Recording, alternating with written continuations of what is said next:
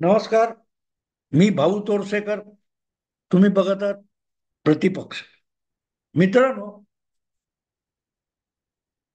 जात्यातल्यांना सुपातले हसतात अशी आपली एक मराठी म्हण आहे, उक्ती आहे. आज मला त्याची आठवण एवढ्यासाठी होते की उद्धव ठाकरे यांनी आपल्यालाच निवडणुकीनंतर मुख्यमंत्री पद मिळावं आणि महाविकास आघाडीला जर खरोखरच बहुमत मिळालं तर परत एकदा आपल्याला मुख्यमंत्री होता यावं, यासाठी जो आटापिटा चालवलेला आहे त्यातली लाचारी किती आहे हे काल परवाच त्यांचे एक झुंजार नेते आणि विधान परिषदेतले विरोधी नेते अंबादास दानवे यांच्या वक्तव्यातून आपल्या समोर आलं. अंबादास दानवे यांनी काल परवा एक वक्तव्य केलं, विधान केलं की विधानसभेचे निकाल लागल्यानंतर महाविकास आघाडीचं सत्ता येणार असेल, सरकार येणार असेल तर निदान एक दिवसासाठी तरी उद्धव ठाकरे यांना मुख्यमंत्री करा हो, असा टाहो फोडलेला आहे. एक दिवसासाठी मुख्यमंत्री म्हणजे काय असतं मित्रांनो? तर मुद्दा असा आहे की आज उद्धव ठाकरे हे महाविकास आघाडीमध्ये कमालीचे घुसमटलेले आहेत.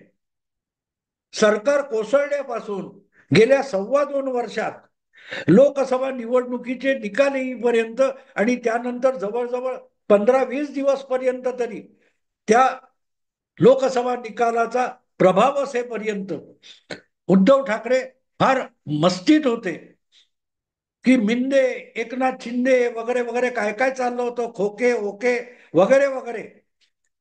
आणि महाराष्ट्रात भाजप विरोधी किंवा आजच्या महायुती विरोधात राजकारणाचं एकमुखी नेतृत्व आपणच आहोत, हा जो उद्धव ठाकरे यांचा भ्रम होता तो लोकसभा निकालानंतर 1 महिन्यात जमीनदोस्त झालेला आहे. कारण अपेक्षेप्रमाणे त्यांना महायुतीमध्ये थोरला भाऊ मानायलाही आता कोण तयार नाहीये.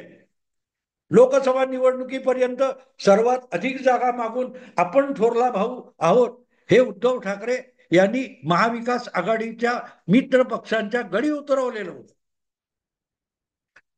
राष्ट्रवादी शरद पवार गट आणि नेता नसलेला काँग्रेस पक्ष या दोघांनाही उद्धव ठाकरे यांच्या इच्छेनुसार नाचावं लागत होतं, कठपुतळीसारखं नाचावं लागत होतं. त्यामुळे उद्धव ठाकरे म्हणतील त्या जागा त्यांना द्याव्या लागत होत्या आणि नसतील तर आपल्याच पक्षातल्या उमेदवारांना काँग्रेसला बंडखोर म्हणून उभं करावं लागत होतं. आता त्याची गरज राहिलेली नाही, कारण उद्धव ठाकरे यांचा उपयोग काँग्रेससाठी संपलेला आहे. महाराष्ट्रात आपल्याकडे मतं आहेत पण नेतृत्व नाही आणि त्यामुळे महाविकास आघाडी किंवा कुठली तरी आघाडी करून काँग्रेसला लढावं लागतं.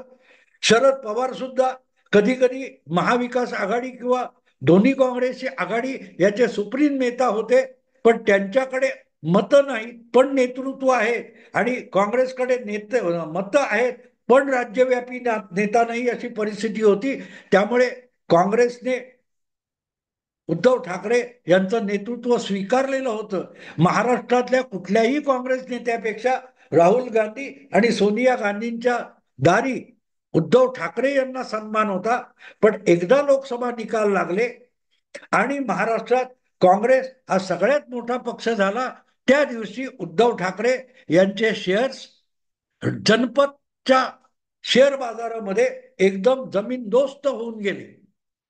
मध्यंतरी 3 दिवस उद्धव ठाकरे दिल्लीला जाऊन आले, आपल्याला मुख्यमंत्री पदाचा उमेदवार जाहीर करावा म्हणून त्यांनी सोनियांची आरती ओवाळली, राहुल गांधींचे देखील कौतुक करून झालं पण काही निष्पन्न झालं नाही आणि आता जाहीरपणे बोलून देखील काही होत नाही. अशा वेळेला उद्धव ठाकरे रडकुंडीला आलेले आहेत. पण त्यांच्या एक गोष्ट लक्षात येत नाही, आज सुद्धा ते भाजप आणि शिंदे यांना टोमणे मारत असताना एक गोष्ट विसरले की ते सुपात आहेत. जात्यात आपण लवकरच भरडले जाणार आहोत हे त्यांच्या लक्षात आलेलं नाही आणि म्हणून मी सुरुवातीला ती मराठी उक्ती किंवा म्हण सांगितली की जात्यातल्याना सुपाचे हसतात. सुपातले जे दाणे असतात ते सुद्धा थोड्या वेळानंतर जात्यातच जाऊन भरडले जाणार असतात. पण जात्यात जाऊन पडले आणि ज्यांना भरडले जात आहे, दळलं जात आहे, त्यामुळे ते टाहो फोडून आक्रोश करत असतात. तो आक्रोश ऐकून जे सुपातले सुरक्षित दाणे आहेत ते मात्र हसत असतात, अशा अर्थाची ती म्हण आहे. आणि लोकसभा निवडणुकीनंतर काँग्रेसच्या जात्यात सापडलेल्या अनेक मित्र पक्षांची अवस्था अशीच आहे. जे आज भरडले जात आहेत ते टाहो मोडून रडतायत आणि अजूनही सुपात आहेत. ते हसतायत उद्धव ठाकरे यांच्यासारखे. मी उद्धव ठाकरे यांच्यासारखे एवढ्यासाठी म्हणतो की आत्ता उत्तर प्रदेशमध्ये उद्धव ठाकरे यांच्यापेक्षा मोठा फायदा मिळालेले 10 वर्षाच्या सलग अपयशानंतर चांगलं यश मिळवलेले समाजवादी पक्षाचे नेते अखिलेश यादव हे आता भरडले जायला लागलेले. ते जात्यात पडलेत. अजून उद्धव ठाकरे जात्यात गेलेले नाहीत. पण उत्तर प्रदेशमध्ये जो जवळजवळ 30-35 वर्षात संपलेला काँग्रेस पक्ष होता त्याला नव्याने उभारी मिळाली आहे. नव्याने उभारी मिळाली आहे. 1984-85च्या निवडणुकीत काँग्रेसने उत्तर प्रदेशात जे विधानसभेत बहुमत मिळवलं त्यानंतर हळूहळू करत काँग्रेस पक्ष नामशेष होत गेला. त्याचा एक लचका मुस्लिम मतांचा हा मुलायम सिंग यांच्या समाजवादी पक्षाने तोडला, तर दुसरा लचका दलित मतांचा हा मायावतींनी तोडला. आणि त्यामुळे उर्वरित जी थोडीफार ब्राह्मण मतं काँग्रेसला मिळायची ती काँग्रेसमध्ये राहिली नाही, तीही भाजपकडे गेली आणि काँग्रेस हा पक्ष उत्तर प्रदेशात जवळजवळ नामशेष झाला होता. त्याला थोडीशी उभारी 2009 मध्ये लोकसभा निवडणुकीत मिळाली. जेव्हा भाजप पण दुबळा झाला होता, समाजवादी आणि बीएसपी यांच्यामध्ये जीव उरला नव्हता, अशा वेळेला काँग्रेस पक्षाने मुस्लिमांच्या भरगच्च मतावर 22 जागा मिळवल्या होत्या. 80 मधल्या 22 जागा मिळवून काँग्रेस परत उत्तर प्रदेशात सगळ्यात मोठा पक्ष बनला. पण सगळ्यात मोठा पक्ष म्हणजे 80 मध्ये 22 का 21 मुस्लिम मतांच्या बळावर. आणि त्याचा फटका मुलायम सिंगना बसला होता. हे मी तुम्हाला एवढ्यासाठी सांगतोय की विधानसभेत मायावतींना यश मिळालं होतं आणि मुस्लिम दुरावल्यामुळे मुलायम सिंगना फटका बसला होता. तो मुस्लिम 2012च्या विधानसभा निवडणुकीत परत एकदा मुलायम सिंगकडे आला आणि काँग्रेसचा उत्तर प्रदेशात धुव्वा उडाला. त्यानंतर काँग्रेस 2009, 2014 सॉरी 2014 विधानसभा वेगवेगळ्या या सगळ्यामध्ये मार खात होता. त्याला परत एकदा थोडी धगधूक मिळालेली आहे. धुगधुगी काँग्रेसच्या जीवात जीव आलेला आहे. कारण काँग्रेसला 2014 मध्ये ज्या 2 जागा मिळाल्या त्या 19 मध्ये 1 पर्यंत आला होता, तो आकडा 6 पर्यंत गेलाय. पण तो 6 पर्यंत येताना समाजवादी पक्षाबरोबर जागा वाटप आणि आघाडी केली. त्यामुळे काँग्रेसला परत एकदा आपल्याकडे मुस्लिम मतदार सरकतोय हे लक्षात आलं. आणि अखिलेश किंवा समाजवादी पक्षाची सगळी ताकद ही यादव आणि मुस्लिम मतांवर आहे. गंमत अशी आहे की उत्तर प्रदेशात मुस्लिमांचा पक्ष म्हणूनच समाजवादी पक्ष ओळखला जातो. पण मुस्लिमांची 18-20% मतं घ्यायची आणि 7-8% यादवांच्या नेत्यांना सगळी सत्ता वाटायची, हा समाजवादी पक्षाचा खाक्या राहिलेला आहे. आणि तिथेच मुस्लिमांमध्ये अस्वस्थता होती. मुस्लिम संख्येने जास्त निवडून येणार, मुस्लिम मोठ्या संख्येने समाजवादी पक्षाला मतं देणार, पण सत्तेची सगळी महत्वाची पदं एखादा आझम खान वगैरे सोडला तर ती सगळी सत्तेची पदं ही यादवांच्या पारड्यात पडत होती. म्हणून जो मुस्लिम अस्वस्थ होता त्याला गेल्या लोकसभेत पुन्हा एकदा काँग्रेस आपल्याकडे वळवण्यात यशस्वी झाली आहे. आणि आत्ताची एक ताजी घटना आहे. घटना छोटी आहे. त्या कुठच्या तरी एका जिल्ह्यातला एक समाजवादी पक्षाचा नेता आमदार हा वॉन्टेड होता, पकडला गेला. तर त्याचं काय ते त्याला दिलासा देण्यासाठी, त्याला सहानुभूती दाखवण्यासाठी समाजवादी पक्षाचा कुठलाही नेता त्याच्याकडे फिरकला नाही. पण उत्तर प्रदेश काँग्रेसचे अध्यक्ष जे आहेत अजय राय, जे पुन्हा एकदा वाराणसीत तिसऱ्यांदा मोदींकडून पराभूत झाले, हे वाजत गाजत त्या अमरोहा काय कुठच्या जिल्ह्यात आहेत तिथे त्या समाजवादी पक्षाच्या अटक झालेल्या आमदाराच्या कुटुंबाला, मुस्लिम कुटुंबाला दिलासा देण्यासाठी, सहानुभूती देण्यासाठी तिथे पोहोचले. त्यातून एक सिग्नल पाठवला जातो की समाजवादी पक्ष मुस्लिमांना वापरून घेतो, पण यादव हिंदू दुखावू नयेत म्हणून मुस्लिम नेत्यांना वाऱ्यावर सोडतो. मुस्लिम मतं हवीत पण मुस्लिम नेते नकोत. हे जे समाजवादी पक्षाचं राजकारण दीर्घकाळ चालत राहिलं ते उघड करण्याचा डावपेच काँग्रेसने खेळलाय. आणि त्यामुळे अजय राय मुस्लिम आमदाराच्या, अटक झालेल्या आमदाराच्या घरी पोहोचल्यानंतर समाजवादी पक्षाने आपल्या पक्षाचं एक शिष्टमंडळ त्याच्या घरी पाठवायचं ठरवलं. याचं कारण अखिलेशच्या लक्षात आलं. अखिलेशच्या हळूहळू लक्षात येते की जितका काँग्रेस वाढेल तितका तो आपला मुस्लिम मतदार काँग्रेसकडे खेचून घेईल आणि नुकसान मतदानामध्ये समाजवादी पक्षाचं म्हणजे अखिलेशच्या राजकारणाचं होणार आहे.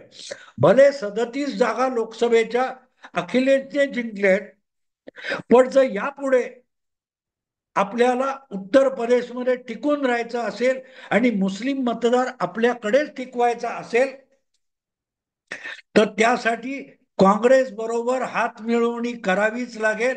म्हणजे मुस्लिम मतांची भागीदारी ही काँग्रेस बरोबर करावी लागेल.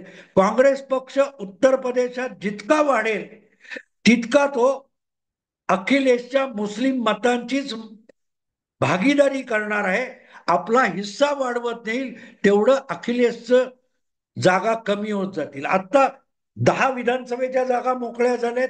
त्याच्या पोटनिवडणुकीसाठी सुद्धा काँग्रेसने 10 पैकी अर्ध्या जागा, 5 जागा मागितलेल्या आहेत. का?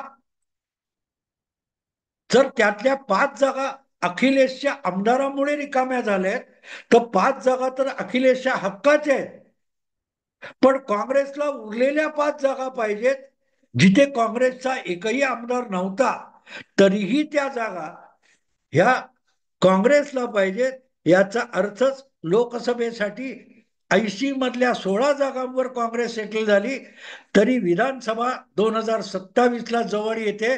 त्यामध्ये काँग्रेसला उत्तर प्रदेशात अर्धा हिस्सा हवा आहे. म्हणजेच काँग्रेसला उत्तर प्रदेशात मुस्लिम मतं आपल्याकडे आल्याचा दावा करत अखिलेशला त्याचा हिस्सा कमी करायला भाग पाडणं काँग्रेसचे डावपेच आहेत. 403 विधानसभांच्या जागा आहेत. त्यामध्ये 250 पेक्षा, 200 पेक्षा, 300 पेक्षा जास्त अखिलेशला हवे आहेत, पण तेवढ्या आम्ही देणार नाही. तसं असेल तर अखिलेश बरोबर आघाडी करणार नाही. नुकसान आमचं होईल, पण आमच्यापेक्षा अधिक मोठं नुकसान हे अखिलेशचं म्हणजे समाजवादी पक्षाचं होईल. हे एक प्रकारे काँग्रेस पक्ष सूचित करतोय. आणि त्यामुळे अक्षरशः आघाडीत असून सुद्धा, इंडी आघाडीत असून सुद्धा अखिलेशचं राजकारण घुसमटलेलं आहे.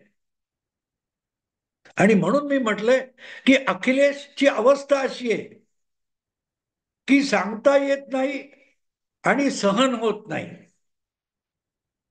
पण ते बोलू शकत नाहीयेत. अखिलेश दुसरासा पक्ष असता तर अखिलेशनी टीका केली असती की तुम्ही आमच्या आमदाराला दिलासा द्यायला का जाताय.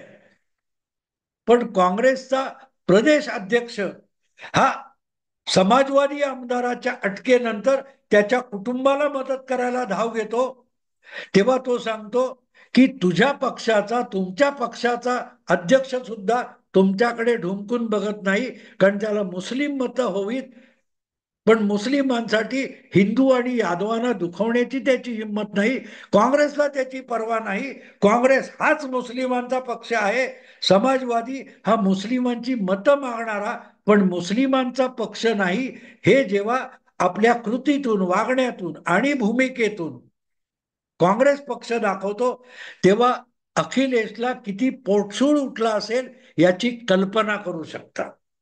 पण दुर्दैव असं आहे की आज काँग्रेसच्या या कुरघोडी करणाऱ्या राजकारणावर बोलण्याची हिंमत सुद्धा अखिलेश गमावून बसलाय. तो घरातल्या घरात टाहो फोडतोय.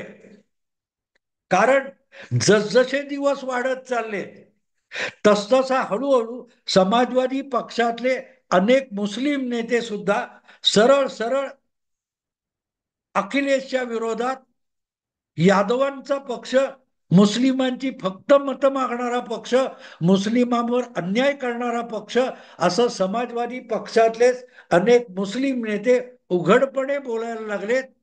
आणि त्याचा अर्थ अखिलेशला कळतो की या मुस्लिम नेत्यांना आपल्या पक्षात घेण्यासाठी काँग्रेस उतावळी झालेली आहे. आणि त्याचा अर्थ सरळ आहे की सोडा अखिलेशची साथ, सोडा समाजवादी पक्षाची साथ आणि या काँग्रेसमध्ये, तुमचं काँग्रेसमध्ये स्वागत आहे, असं आमंत्रणच काँग्रेस पक्ष अशा एक एक कृतीमधून समाजवादी पक्षाला फोडायला निघालेले. नेहमी तक्रार काय होते, भाजप आपल्या मित्र पक्षांना फोडतो, आपल्या मित्र पक्षांची ताकद घटवतो. आणि तोच अनुभव जो आरोप भाजपवर होतो, त्या आरोपाचा अनुभव आज उत्तर प्रदेशमध्ये अखिलेश यादव किंवा समाजवादी पक्ष काँग्रेसच्या वतीने घेतो आहे. काँग्रेसला अखिलेशने लोकसभा निवडणुकीत 16 जागा देऊन जी संजीवनी दिली, त्यातून सावरलेली काँग्रेस आता थेट अखिलेशच्या समाजवादी पक्षालाच डंख मारायला लागली. मुद्दा इतकाच आहे की अखिलेश आता पूर्णपणे जात्यात भरडला जातोय, ज्या जात्याचं नाव काँग्रेस आहे.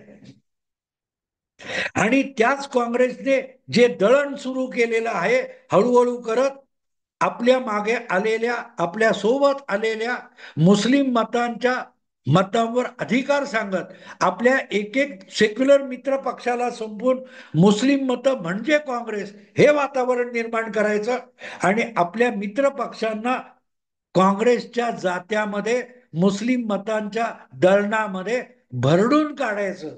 हे जे काय सुरू केलेलं आहे त्याचे मोठे चटके समाजवादी पक्षाला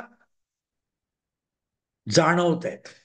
आणि म्हणून अखिलेश उघडपणे आवाज करत नसेल तरी त्याच्या पक्षातले अनेक मुस्लिम नेते हळूहळू करत टाहो फोडायला लागलेत की समाजवादी पक्षात मुस्लिमांवर अन्याय होतो, मुस्लिम नेत्यावर अन्याय होतो, सगळेच्या सगळे लाड फक्त यादव नेत्यांचे पुरवले जातात. थोडक्यात काँग्रेसने उत्तर प्रदेशातली समाजवादी पार्टी फोडायला घेतलेली आहे. शिवसेना उबाठाची अवस्था काय होईल याची नुसती कल्पना करा. आज उबाठा शिवसेना ही सुपात आहे. महाराष्ट्रात जसजशी विधानसभा निवडणूक जवळ येते तसतस उद्धव ठाकरे आणि त्यांच्या उबाठा शिवसेनेला त्यांची अवकात दाखवणं आधीच सुरू झालेलं आहे. थोडक्यात असं दाखवलं जातंय, आघाडी सोडून जायचं असेल तर निघून जा. सगळ्यात मोठा पक्ष लोकसभेने काँग्रेसला ठरवलंय, त्यामुळे विधानसभेत सुद्धा सर्वाधिक जागांवर काँग्रेसचाच अधिकार आहे. काँग्रेसपेक्षा अधिक जागा शिवसेनेला दिल्या जाणार नाहीत. त्यामुळे ज्या जागांचे तुकडे फेकू त्याच्यावर समाधान माना. अधिकाधिक आमदार आमचे येतील आणि आमचाच मुख्यमंत्री होईल हे सुद्धा महाराष्ट्रातले काँग्रेस नेते ठणकावून सांगायला लागलेले आहेत. मग ते कधी पृथ्वीराज चव्हाण बोलतात, कधी बाळासाहेब थोरात बोलतात, कधी कधी पटोले बोलतात. तेव्हा उद्धव ठाकरेंनी लक्षात घ्यावं की अखिलेश जात्यामध्ये भरडला जातोय आणि उद्धव ठाकरे हे आज सुपात आहेत.